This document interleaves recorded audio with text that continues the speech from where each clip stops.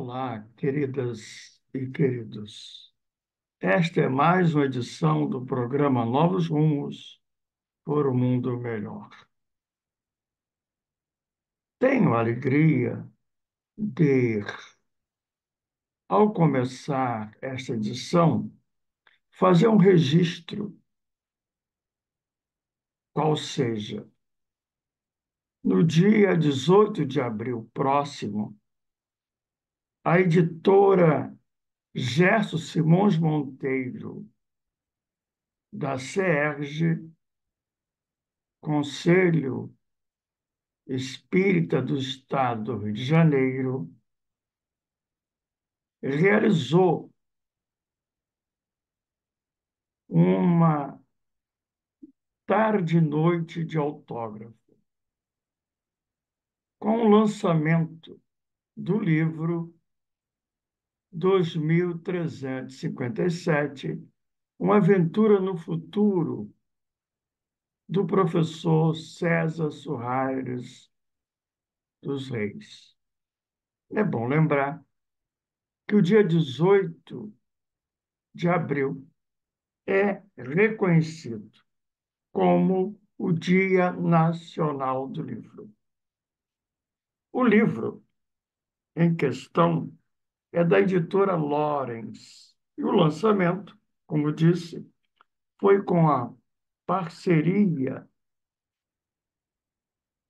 da Livraria Gerson Simões Monteiro. Título curioso, vocês não acham? 2357, Uma Aventura no Futuro. O autor, o querido professor César Soares dos Reis, explica a razão desse título. Diz ele ao apresentar o livro: escrever um livro para comemorar uma data daqui a 333 anos, considerando que estamos em 2024, é uma ousadia. Reconheço, diz o professor, certamente nem só uma ultra-revolução tecnológica fora da nossa compreensão, mas o que será melhor, uma excelente revolução ética, moral, social, estética e espiritual. Uma completa mudança nas relações internacionais. Um planeta promovido, vivendo-se na era da regeneração, a nova era, como é chamada. E assim, com o livro em mãos, quero destacar, a certa altura, um momento particular, lembrando que essa data, 2357, a que se refere o livro, Uma Aventura no Futuro, marca uma comemoração, um grande evento por conta dos 500 anos do lançamento, nada mais, nada menos do que o Livro dos Espíritos, que ocorrera em França, quando se fez sol em Paris. Um sol inapagável que permanece atravessando a noite escura na qual, por enquanto, a Terra permanece. O Livro dos Espíritos, da vitrina de uma livraria, a luz se fez na história cultural da humanidade, uma síntese de conhecimento, fruto de um longo processo histórico, cultural, da evolução intelecto-moral, o Livro dos Espíritos. Pois bem, na comemoração, ou seja, durante o evento comemorativo, no ano de 2357, reuniram-se várias personagens da história da humanidade.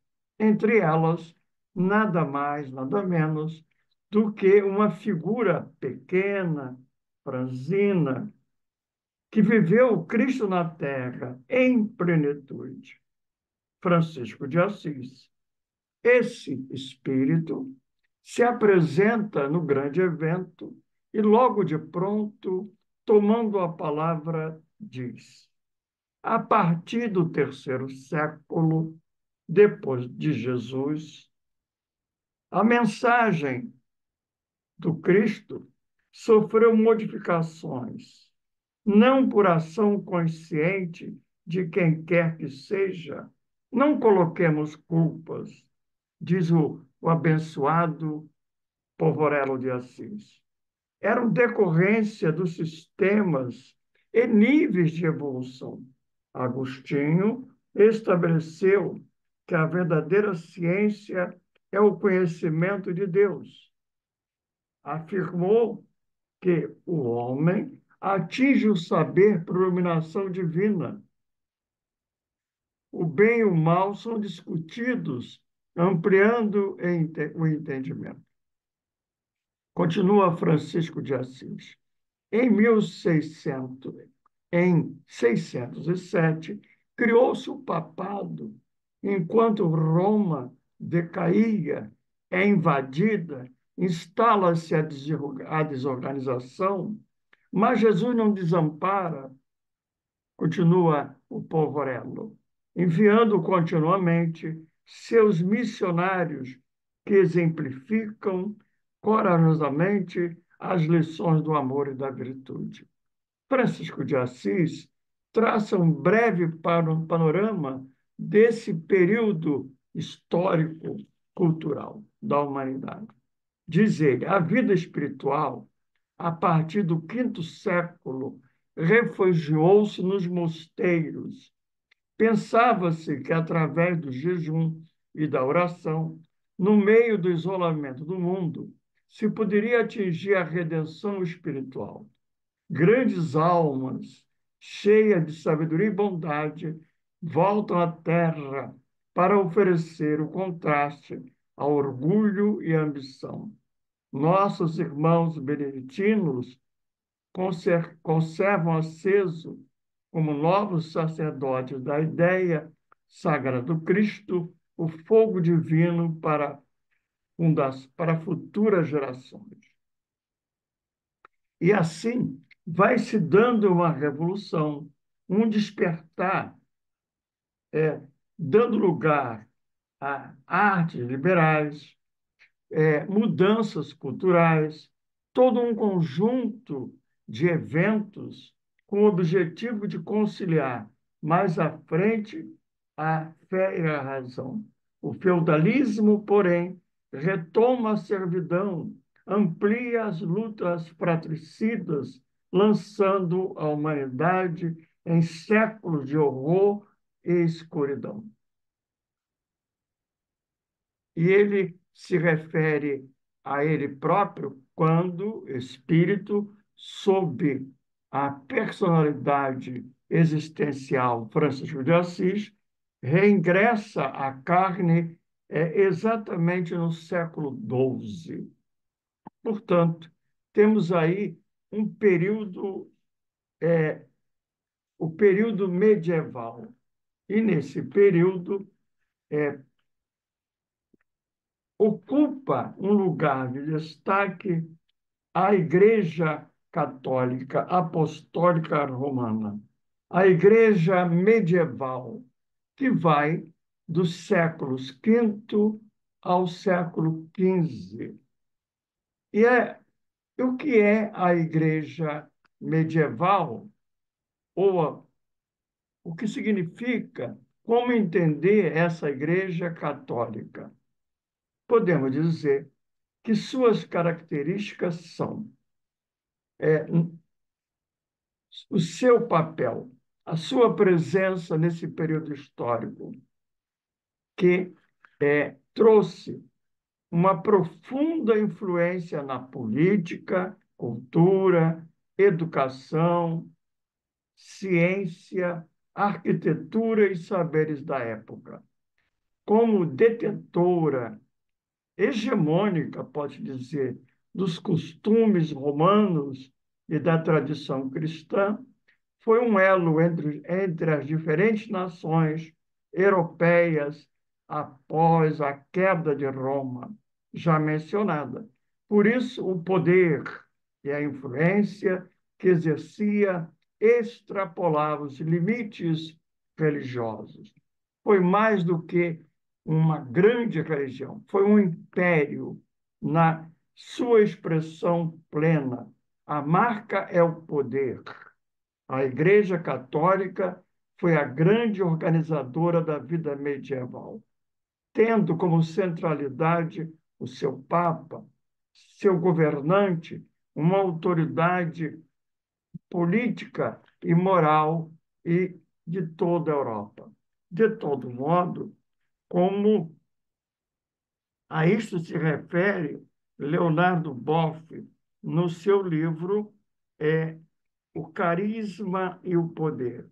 Ele se refere exatamente ao poder absoluto da Igreja, instituição, da Igreja Católica durante todo esse período que vai do século V ao século XV, quando atinge o seu apogeu. E, de certo modo, inaugurando um lastro eclesiológico de poder imenso, marcado por uma mentalidade hierarquizada que permanece até o século XIX e, de certo modo, com consequências que alcançam os dias de hoje. Isso nada tem a ver com a, é, com a igreja, como podemos assim dizer, ou melhor, com o, os 3 primeiros séculos, quando não havia ainda esse caráter institucional. Ou seja, pode dizer que o cristianismo do Cristo é diferente do cristianismo dos vigários e do Papa. Ou seja, o movimento cristão primitivo, que é um legado do Cristo, como está descrito em Atos dos Apóstolos, em vários outros livros, é, analisado por historiadores, pesquisadores, a igreja dos pobres, feita pelos pobres, com é, com um eixo organizador que era a diaconia, palavra grega, que quer dizer serviço, a igreja dos servidores, e a partir do servir, que em grego é um serviço de amor espontâneo, como propusera Jesus na última ceia com os discípulos, quando lhe lava os pés, o Cristo servidor que conclama a seus seguidores que toma esse lugar aparentemente insignificante, mas que é ressignificado, daquele que serve por amor, é, é o serviço espontâneo do amor que estrutura a comunidade do cristianismo primitivo em relações horizontais, onde não há uma figura de poder, onde não há hierarquia. Essa comunidade é uma experiência original naqueles recuados dias, nada tem a ver com a igreja instituição, a Igreja do Poder, que, segundo Leonardo Boff, em seu livro Igreja, Carisma e Poder, não passou pela prova do poder. Quando se institucionaliza, se deixa impregnar de poder, ânsia de poder político, além do poder religioso, do poder cultural, educacional, do poder financeiro, do poder militar. Está aí a, o que faz fracassar essa experiência histórica. O fracasso da Igreja Católica Apostólica Romana, pretensa herdeira e continuadora do cristianismo do Cristo, não foi tão apenas ou tão somente porque se institucionalizou um movimento cristão que não era institucional. Talvez precisasse se estruturar como uma instituição. Mas não foi aí a raiz do seu fracasso, da sua queda e das graves consequências que permanecem aos dias de hoje, sem negar as contribuições positivas que a Igreja do século V ao século XV, no seu maior domínio e com as suas influências aos dias de hoje, pode deixar. Podemos dizer que trouxe contribuições para organizar a Europa, contribuiu para estruturar os estados nacionais, teve um papel importante na cultura e até mesmo na espiritualidade das pessoas, na orientação moral, mas isso a preços muito altos. Vamos lembrar aqui a Inquisição, as Cruzadas, enfim, vamos fazer essa distinção fundamental entre esses dois momentos históricos e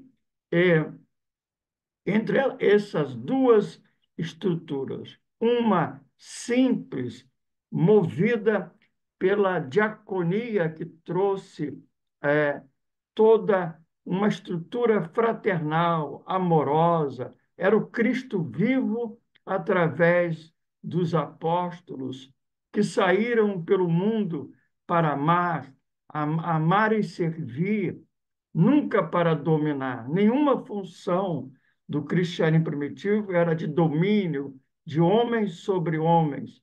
Eram relações fraternais. É, e não exatamente isto da Igreja Católica Apostólica Romana, quando se institucionaliza, ela fracassa, ela experimenta uma grande queda moral, porque é, prefere o poder, não mais o Cristo do lava-pés, mas o poder, o dinheiro, a política, os interesses mesquinhos. Pois bem, esse evento a que me referi, o lançamento do livro 2357, O Aventura no Futuro, do professor César Soares dos Reis, de certa maneira, esse livro, quando nos projeta nessa aventura em direção ao futuro, resgata, vai nos revelar, através das personagens que o livro vai revelando, além do Francisco de Assis mencionado, temos aí outros, como Gandhi, Ananias,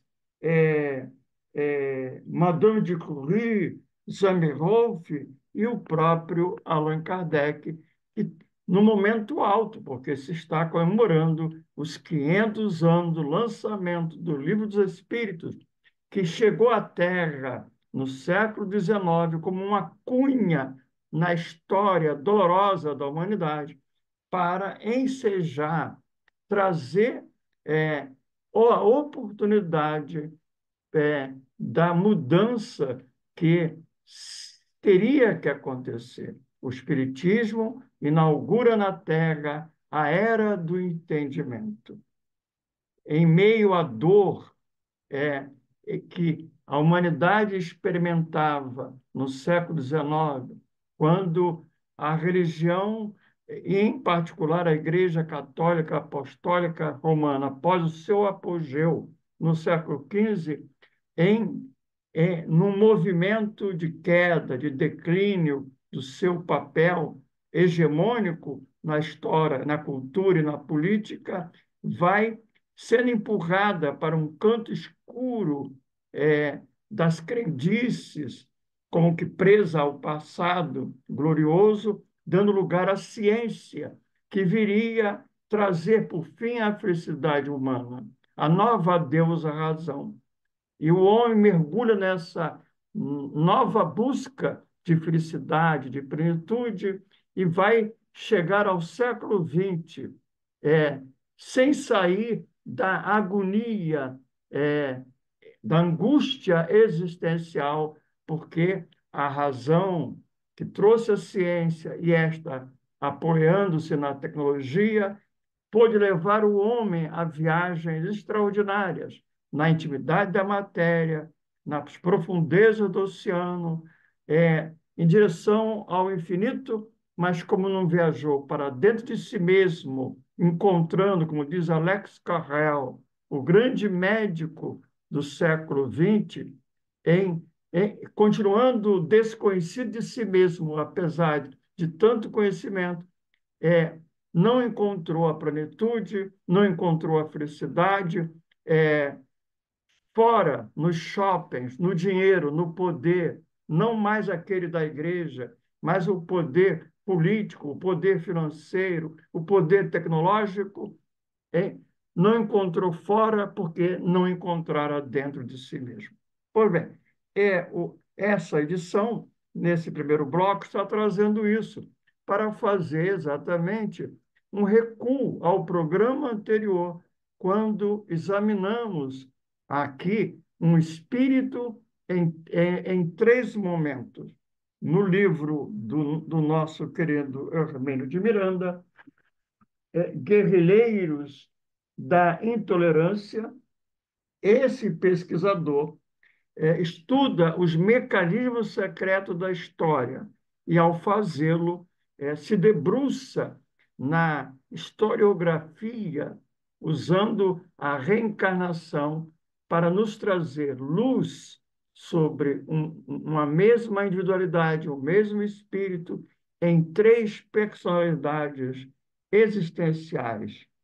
Hipácia, a filósofa, é, lá daquele período do século IV para o V, Giordano Bruno, exatamente nesse período, quando a Idade Média declina, o frade dominicano, que trouxe uma revolução de ideias, se opondo à Igreja, e foi, por isso, levado à morte na fogueira. E mais tarde, já no século XIX para o XX, a nossa Annie Besant.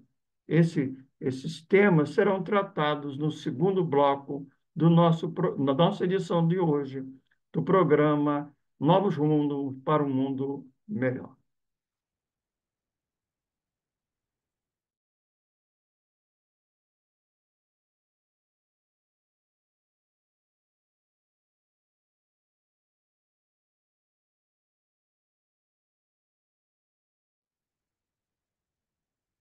Olá, queridas e queridos. Edivaldo Roberto é meu nome, programa Novos Rumos por um Mundo Melhor. Dando continuidade ao nosso programa, estamos no segundo bloco. E nesse momento, vamos retomar os comentários acerca do livro recém-lançado pelo professor César Reis, qual seja 2357, Uma Aventura no Futuro, da editora Lawrence, em parceria com a livraria e distribuidora Gerson Simões Monteiro, do CERJ, Conselho Espírita do Estado do Rio de Janeiro. O livro pode ser encontrado nesta livraria e distribuidora Gerson Simões Monteiro e ter acesso, você que está nos acompanhando nessa edição, ao referido livro, pelo Zap. Chama no Zap 21 96 923-5642.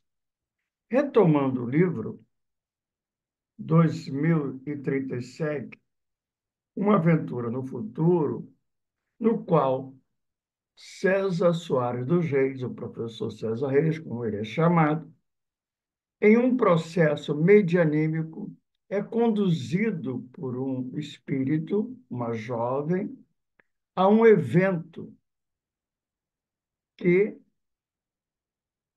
pretende, se propõe a comemorar os 500 anos do Livro dos Espíritos. O Livro dos Espíritos é de 18 de abril de 1857. Portanto, em 2357, completará 500 anos. Várias personagens da história antiga e mais recente da humanidade, segundo o relato feito pelo professor César Reis, lá se encontrava. Entre eles, ele destaca Peter Drucker, um administrador muito sábio, que ofereceu magníficas contribuições para a ciência da administração. Era austríaco, mas viveu sua vida universitária nos Estados Unidos. Diz o professor César Reis, que estudou como gestor social, como homem de empresa, academia social, que estudou e teve a oportunidade de ter contato com esse brilhante pesquisador das ciências, da gestão, da administração, que muito contribuiu para o pensamento humano, para o progresso da gestão das relações humanas e empresariais. Diz o César Reis, portanto, percebi que no final da vida, mais do que um cientista da administração, transformou-se num grande sábio. Peter Drucker estava com seu sorriso tranquilo e humor fino. E o professor César Reis registra a fala desse administrador numa análise muito interessante.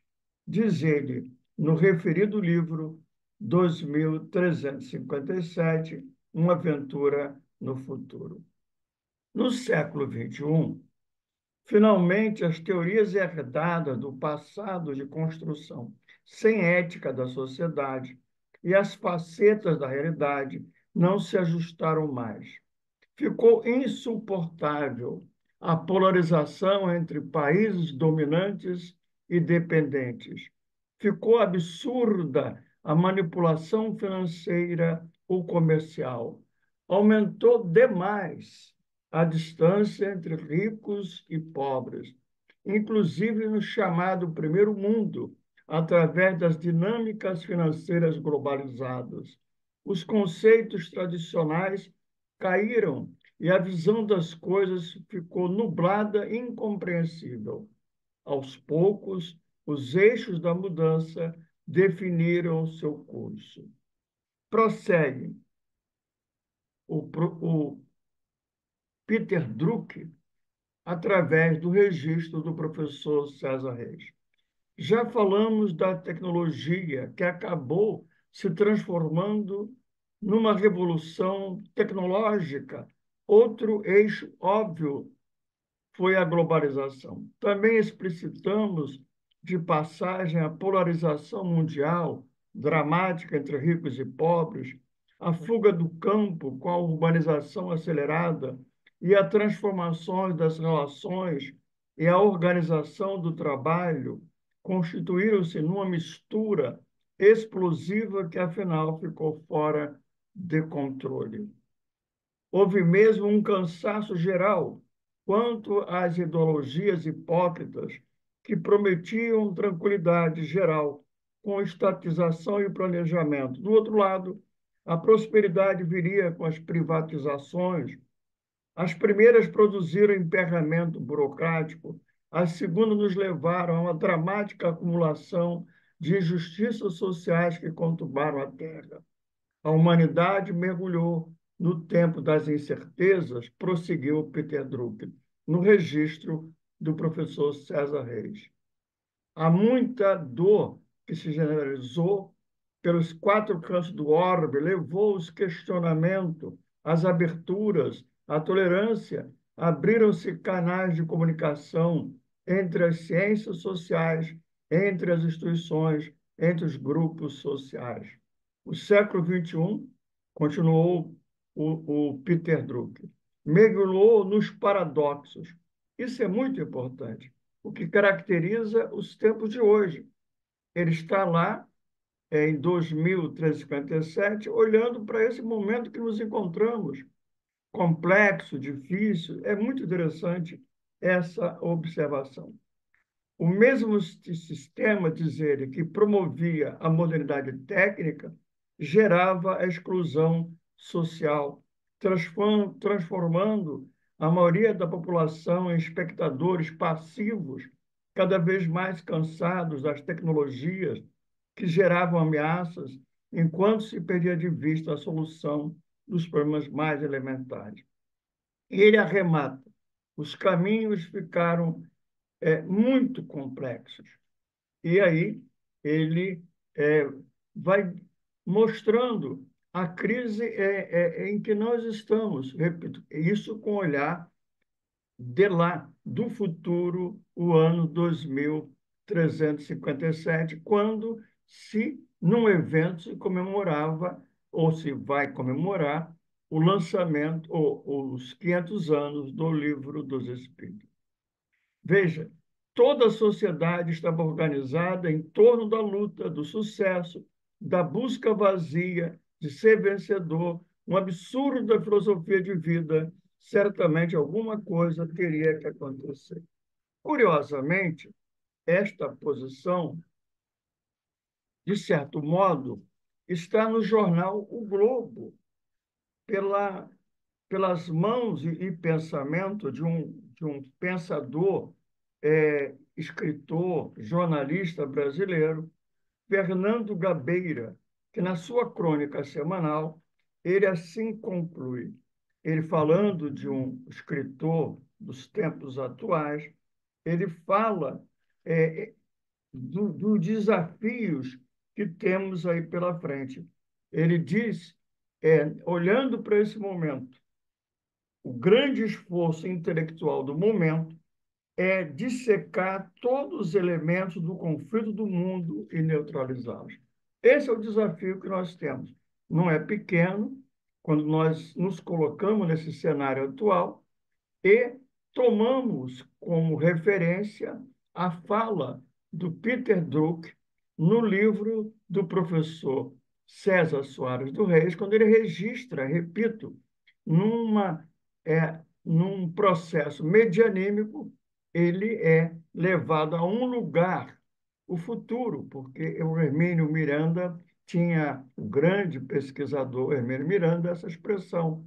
Ele dizia que o tempo nos leva a lugares. A memória é um lugar no passado ou no futuro. O livro do professor César Reis, como eu disse, está à disposição na livraria do CERJ, Rua dos Inválidos 182, chama no Zap 21 96 923 5642.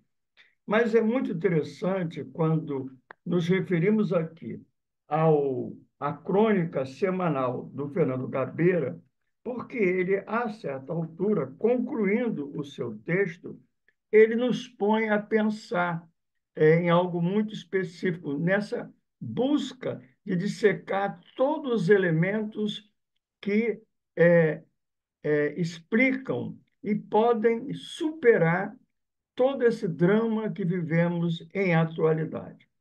Ele fala que, citando o autor, Mauloff, o escritor, este destaca que entre os grandes problemas de atualidade A, ou seja, o vínculo que se estabelece entre religião e identidade, sobretudo nos países de tradição monoteísta. Os conflitos identitários que se baseiam em referências divinas acabam envenenando a história humana. Essa contradição, as religiões que se propõem a contribuir para a fraternidade, para a paz, têm falhado historicamente. E, no ponto final da sua crônica, diz Fernando Gabeira, há um reconhecimento da longevidade de Confúcio. Para ele, o que importava era o comportamento do cidadão na cidade, e não suas preferências religiosas.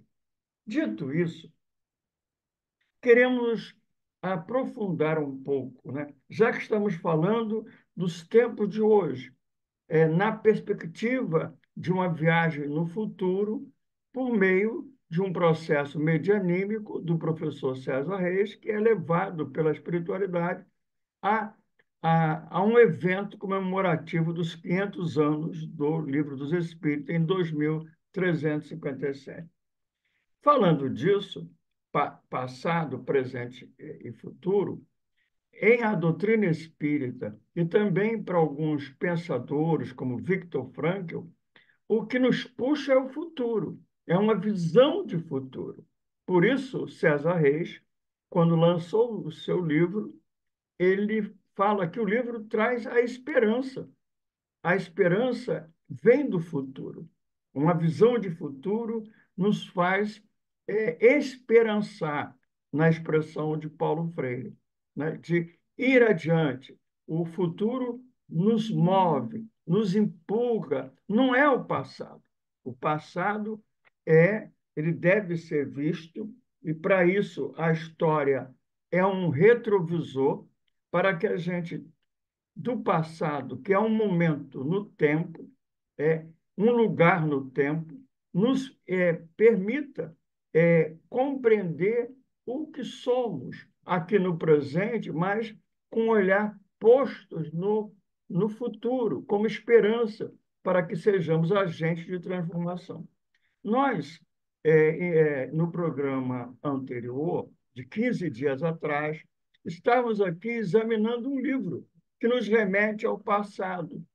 O pesquisador Hermínio de Miranda, usando a reencarnação como motor da história, traçou o paralelo entre três personalidades existenciais: a filósofa Hipácia, lá no século IV para o V, Giordano Bruno, na transição da Idade Média para a Moderna, e do século XIX para o XX, Anne Besant, né? E é muito interessante porque essas três personalidades têm um ponto, entre outros, em comum destacado pelo pesquisador profundo, através de profundo estudo em livros biográficos dessa mesma individualidade.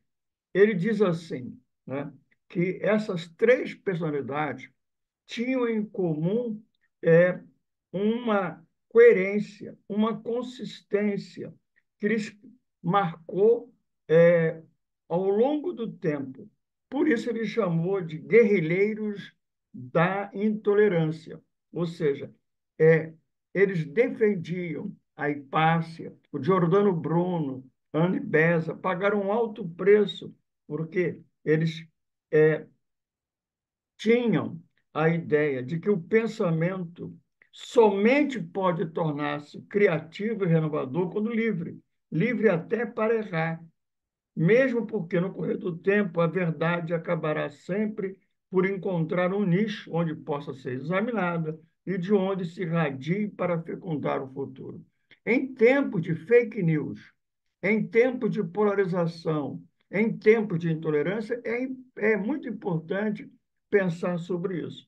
O que essas três personalidades existenciais do mesmo espírito, Hipácia, Giordano Bruno e Anne Besant, cada qual no seu tempo, no seu contexto cultural histórico, o que eles tinham era um projeto de vida. E esse projeto de vida que eles desejavam, uma doutrina comportamental, ética, para contribuir para o mundo melhor, nessa linha que o Gabeira anotou do Confúcio, né? O que importa é como o cidadão se comporta no mundo, muito menos as suas ideias religiosas, né? É, eles desejavam exatamente aquilo que Jesus trouxe e exemplificou. O que eles queriam? Era uma religião, sim, mas sem teologias obscuras, sem filosofias meramente especulativas, sem intolerância, sem dogmas, ritos e cultos e, principalmente, sem o poder de opressão, o poder que tanto marcou, sobretudo, a Igreja Católica desde o século quinto, quarto, até o século XII, XV, e com graves consequências ao longo dos séculos seguintes, inclusive nos tempos de hoje, em pleno século XXI. Temos uma herança pesada, sem negar as contribuições que a Igreja Católica possa ter dado, me refiro a ela porque ela fora a religião hegemônica no Ocidente e deixou consequências. Não é? E há uma tentativa hoje do Papa Francisco de resgatar, e ele propõe uma outra teologia, uma outra visão, a ternura, no lugar do poder, a ternura. Isso é uma conversa para um outro momento, mas vamos tentar entender um pouco mais desse obscurantismo religioso, nos valendo do contributo exatamente da personalidade existencial, a terceira na sequência, Annie Besant. Ela escreveu um livro notável, um livro no qual ela examina o cristianismo esotérico, publicado é, pela editora Pensamento. Mas antes disso, eu quero fazer uma breve provocação. Eu vou recorrer a um dos livros da série André Luiz, exatamente o livro é, Libertação. Nesse livro, ele, o André Luiz, registra com as orientações de um benfeitor, o Gúbio, um momento no qual um casal que precisava de conforto, consolo, porque entende-se que a religião ela tem a tríplice função: consolar, confortar, trazer possibilidade de agregação social, de convívio social e de trazer uma identidade ético-comportamental. Eles foram lá buscando conforto, foram à missa. Vamos examinar o que diz aqui. Seremos breve, depois podemos retomar a esse tema. Anota o nosso querido André Luiz no livro, no capítulo 9, exatamente o seguinte: no final da missa, as vozes do coro pareciam projetar vibrações harmoniosas e lúcidas ao longo da nave radiosa. Viu-se, então, que muitos espíritos sublimes penetraram o recinto de semblante glorificado, rumando para o altar, onde o celebrante elevava o cálice após abençoar a hóstia. Repito, é o capítulo 9. Estamos falando de um dos sacramentos da Igreja Apostólica Católica Romana, que é a chave de todo o edifício doutrinário desta igreja. Merece uma análise, chama-se Eucaristia, né? Então, diz na continuação, André Luiz, intensa luminosidade fluía do sacrário, envolvendo todo o material do culto. E aí eu me lembrei que no jornal o Globo escreve um escritor muito conhecido, José Eduardo Aqualusa, e ele tem uma filha de 5 anos. E esta filha, em estando com ele, num dado momento, lhe pergunta se aquele lugar onde estavam tinha alma. Os lugares têm alma? O que vocês acham? Não é? É uma criança que está perguntando. O que você responderia? Eu diria para você que sim, é o que a gente vai estudar mais adiante. Os lugares têm alma, está dito aqui. Veja, uma igreja é, tem alma, mas qual é a alma dessa igreja? Observe, os espíritos superiores, naquele momento do culto, porque há uma intencionalidade, projetam vibrações harmoniosas e lúcidas ao longo da nave radiosa. O recinto fica de semblante glorificado, né? É, e os espíritos vão em direção ao altar, onde o padre elevava o cálice após abençoar a hóstia, né? E há uma intensa luminosidade no ambiente. Todo o material do culto é revestido de luz, com raios, com, é, com toda uma força poderosa, né? Isso é que é um sacramento. E exatamente Anne Besant vai estudar esse e outros sacramentos no livro Cristianismo Esotérico. Porque para ela, e aí é uma marca desse espírito, Anne Besant, Giordano Bruno, antes, e um tanto quanto antes, Hipácia, buscavam o oculto, né? O lado oculto do cristianismo. Eles queriam sair da liturgia, do ritual puro e simples, do poder, das regras, das proibições, e entender a essência da religião que se dizia herdeira do cristianismo primitivo, herdeira do cristianismo do Cristo. Não é? Pois bem, isso é muito importante pensar, porque o Leon Denis, o filósofo espírita, escreveram um livro inteiro sobre isso, o cristianismo e o espiritismo, e ele trata dos sacramentos também. Pois bem, para ir encerrando, o que é um sacramento? Diz Anne Besant, nesse livro, o cristianismo esotérico, que em todas as religiões existem certas cerimônias ou ritos aos quais os crentes ligam importância capital, afirmando que conferem benefícios e vantagens aos, aos que elas participam. O nome é sacramento ou expressão equivalente foi dado a essas cerimônias em todas, e todas apresentam o mesmo caráter. Quanto à sua natureza e significação, poucas têm sido as explicações exatas que até hoje foram dadas, por ser esse assunto reservado aos mistérios menores. Ou seja, existe um lado oculto nessa cerimônia, nesse ato litúrgico, nessa celebração, quando o sacerdote toma o cálice, abençoa a hóstia, a Eucaristia, que é um dos sacramentos, tem aí. E ela diz ainda que o sacramento tem duas propriedades.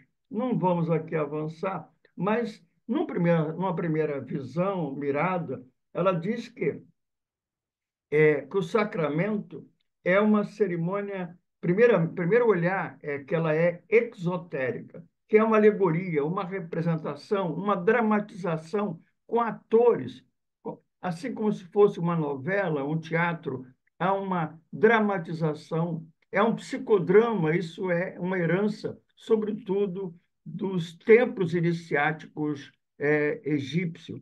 Então, nós vamos depois aprofundar um pouco mais esse tema para que a gente possa estudar Anne Besant, a sua contribuição nesse livro em particular, O Cristianismo Esotérico, um livro no qual ela levanta o véu é, é, do que está para além do exotérico, da cerimônia, da liturgia, da missa. Veja, um casal adentra uma igreja em busca de conforto, de ouvir uma orientação, um apoio espiritual. Aquela nave, aquela igreja grande, rica, está lá um sacerdote. O que é isso? O que significa a missa? O que significa toda essa liturgia, os sacramentos como o batismo, por exemplo, o que significa isso? O que significa o casamento, que também é, o matrimônio, que também é um sacramento? Vamos pensar sobre isso. E aqui nós vamos concluindo o nosso programa, né? Que fez uma viagem, né? Foi lá no futuro, graças ao livro do professor César Soares Reis, dos Reis, e nos, como o tempo é relativo, ele é uma convenção, nos registros mnemônicos, né? Na intimidade nós mesmos, no nosso sistema cerebral, nós temos o passado, o presente e o futuro. Na teoria do cérebro triuno, ou a casa mental do André Luiz no mundo maior. Aqui ficamos e voltaremos daqui a 15 dias.